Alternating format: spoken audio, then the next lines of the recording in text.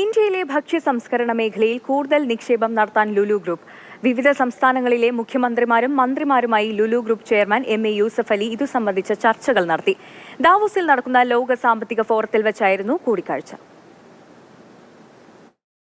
കർണാടകയിലെ വിജയപുര ജില്ലയിൽ ഭക്ഷ്യ സംസ്കരണ കേന്ദ്രം സ്ഥാപിക്കാനാണ് ലുലു ഗ്രൂപ്പ് ഉദ്ദേശിക്കുന്നത്. ഇത് സംബന്ധിച്ച് സംസ്ഥാന വ്യവസായ മന്ത്രി MP പാട്ടീലുമായി MA യൂസഫ് അലി ചർച്ച നടത്തി.